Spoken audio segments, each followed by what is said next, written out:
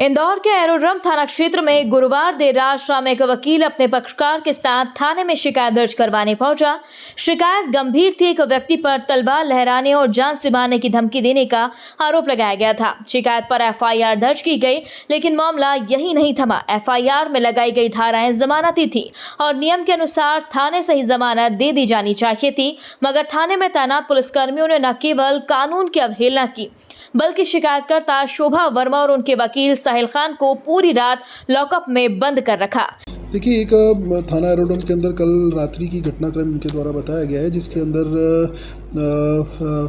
इनके द्वारा बताया गया कि कल एक एफआईआर दर्ज हुई थी। उसमें जो क्लाइंट थे उनके खिलाफ भी एक एफआईआर दर्ज की गई है। तो इनका कहना था डेलीगेशन का कि वो असत्य आधारों पे एफआईआर दर्ज हुई है, तो हमारे द्वारा उसको हमारे लेवल पे उसको देखा जा रहा है, और अगर उसमें असत्य प्रकरणों के आधार पर अगर एफआईआर दर्ज हुई होगी तो डेफिनेटली उसमें जो भी विधिक लीगल कार्रवाई होगी वो की जाएगी। साथ ही साथ कुछ पुलिसकर्मियों के द्वारा अभद्र व्यवहार की भी बात सामने आई है, जिसकी भी जांच की जा रही है। अगर ऐसा कुछ पाया जाएगा तो उनके खिलाफ भी कार्रवाई निश्चित तौर पर की जाएगी। इस घटना के बाद इंदौर जिला बार एसोसिएशन में जबरदस्त आक्रोश फैल गया। बार एसोसिएशन के प्रतिनिधियों ने डीसीपी विनोद मीना से मुलाकात कर पूरे मामले की जानकारी दी और दोषी पुलिसकर्मियों नुहू कुंजर और दिलीप मीना को तत्काल निलंबित करने की मांग की। बार एसोसिएशन ने चेतावनी दी है कि यदि जल्द कार्यवाही नहीं की गई तो शहर भर के वकील उग्र आंदोलन करेंगे। हुआ ये था कि एरोड्रम थाना पर अभी 31 तारीख को एक घटना कारित हुई। कुछ लोगों के साथ मारपीट की गई, तो हमारे साथी एडवोकेट साहिल खान वहां पर अपने पक्षकारों के साथ एफआईआर कराने गए। बाकायदा वहां वीडियो बताई उनको, जिन लोगों ने तलवार लहराकर उनके साथियों पर हमला किया था। एफआईआर भी हुई।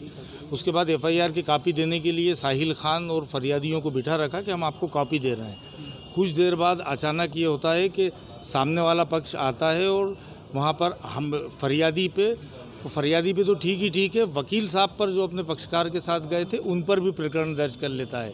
और इन पर जो भी अपराध लगाए जाते हैं वो सब जमानती अपराध होते हैं, लेकिन वकील साहब साहिल खान को और इनके साथ पक्षकारों को फरियादी होने के बावजूद इनको लॉकअप में बंद किया जाता है।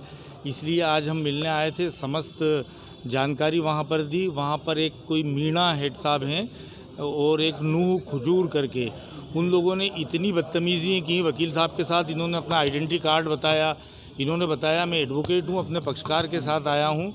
उसके बाद भी इनके साथ अभद्र व्यवहार किया गया और इनको थाने में बिठा के रखा गया। रात भर लॉकअप में बंद किया गया। सुबह जब टीआई साहब आए तब इन्होंने इनको छोड़ा, जबकि जमानती अपराध है। जमानती अपराध में पुलिस को अगर कोई अपराध कारित करता हुआ दिखते भी है तो वहीं के वहीं ज़मानत लेना चाहिए और उनको हाथों हाथ छोड़ना चाहिए। लेकिन अधिवक्ता होने के बावजूद भी इस तरह का जुल्म उनके साथ किया गया, अति की गई। और ये आए दिन देखने में आता है कि थानों पर इस तरह की हरकतें वकील साहब के साथ होती हैं।